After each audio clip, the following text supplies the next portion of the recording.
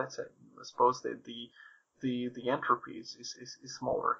But what it's actually, the copyright is the copyright. Whether it applies to sound or applies to words or applies to textual representations of words, it's the same type of thing.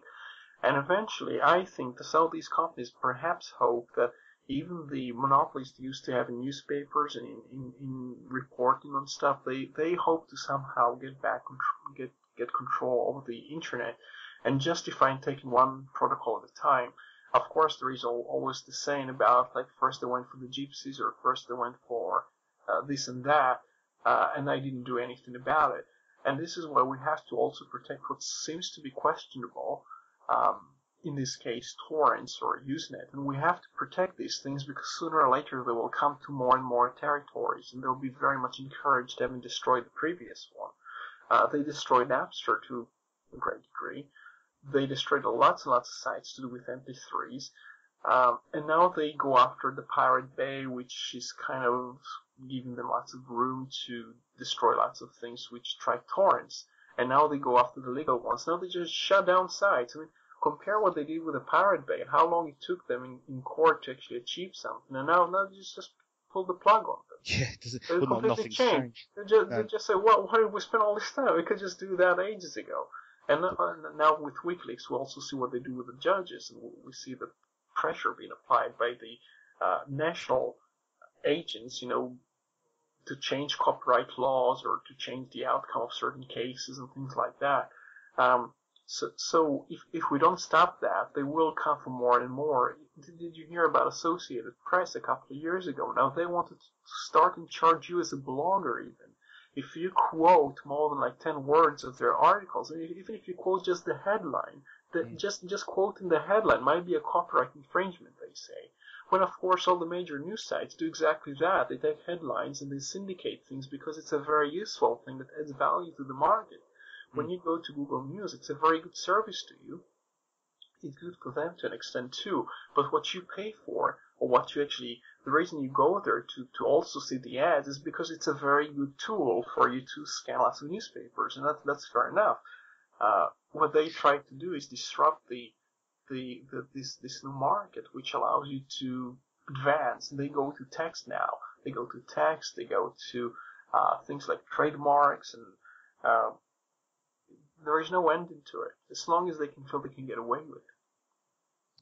Well, it's I think that's sort of exhausted all my list of comments I wanted to make in regards to copyright this week.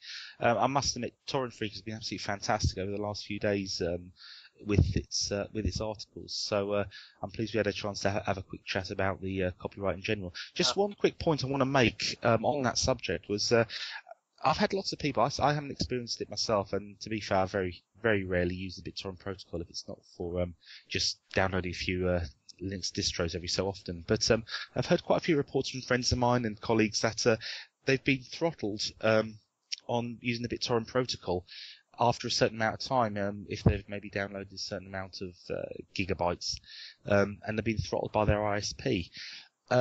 I want to know, have you had a similar experience, Roy? Have you heard anybody? Torrent, but sometimes I do find, it depends on the ISP, I suppose.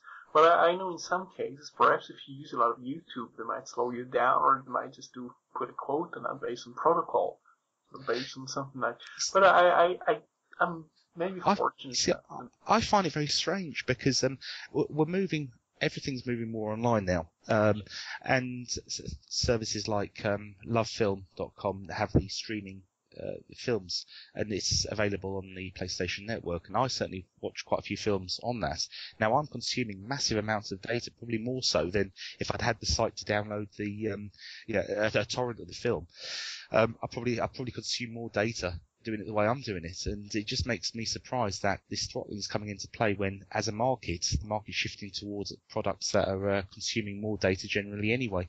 Because I saw a reason cited one time for throttling BitTorrent as an anti-piracy aid, and that's why they were doing it. It's kind of like it's slowing down something. It's not a way for abolishing something. Exactly. So it doesn't work. And then the other argument I saw was that it was thinking of other users. Was the other argument was slowing you down because the traffic's at high demand at this time. So in order to produce a better service for everybody else, the BitTorrent users are being throttled. Use the word shaping usually. Yeah, exactly. And it's silly, really, when we consider that most of the data that we're consuming, a lot of the data that mainstream users are consuming, online movies, downloadable content, I've lost my words there, from things like the PlayStation Network, are large files. So it just doesn't make any sense. So that was a bit interesting. There is a bit of a conspiracy now. I have a friend who works in BT in quite a high level, but he would usually argue for, they would prefer not to improve the lines. And recently there was a huge debate over something called UBB, or it's called usage-based billing, I think, in Canada. And people argue, well, we pay a lot of money for this infrastructure, and if lots of people want to watch films, just improve just make more pipes, just make more, pipes, of course, being the more of an what's the word I'm looking for? Well, do you know the story with Ted Stevens? I think Senator Stevens, who was comparing the internet to pipes and he was working against net neutrality. No. No, that doesn't. Anyway, no, there is this funny joke. Anyway, it's not good to refer to the internet as a bunch of pipes, because pipes give you the notion that you have some scarcity, or that you cannot really expand, and the pipes are getting all filled up. But anyway, you can always improve the bandwidth, and there are some plans to use fiber, even in the UK, to improve the capacity.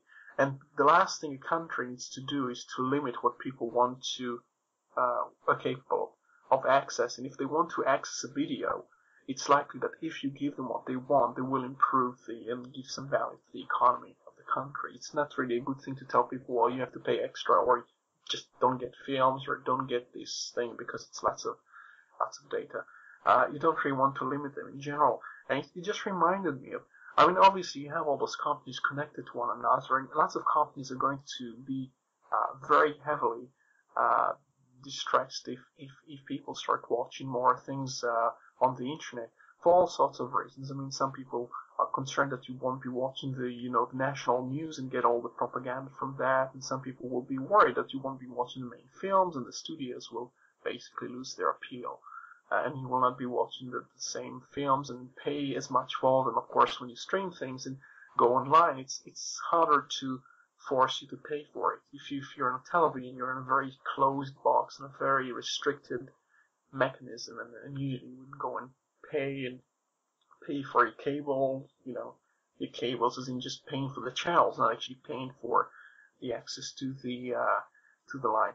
Anyway, it reminded me also, I'm not sure if you know this, but back in the days in the United States, they wanted to build a rail system to improve the utility, and so actually reducing the congestion on the roads, but also reducing the consumption of things like oil, which of course would make some companies very extremely unhappy.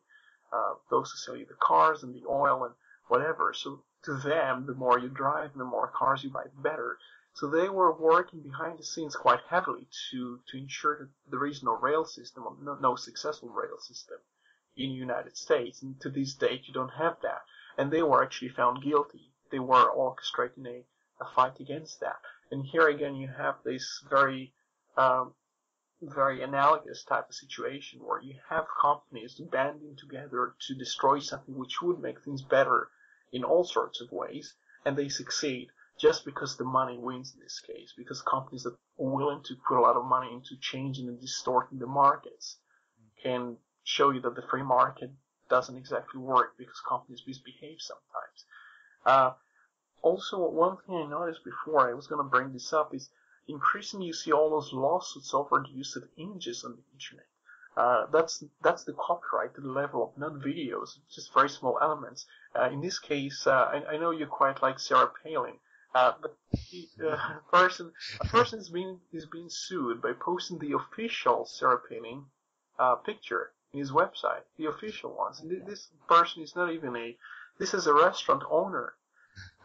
More recently, of course, I think it was Associated Press which was suing the person for using the Obama picture. A very, very normal picture, nothing unique about it, where he basically put the face of Obama, he puts hope, and he puts it in blue and in red. That was a very famous case. I can't remember the name of the guy for a unique name, but he was being sued, or he was being pursued for basically using a very general image of the person's face that you can just get in any video sequence if you just wait and kind of pause for the right moment.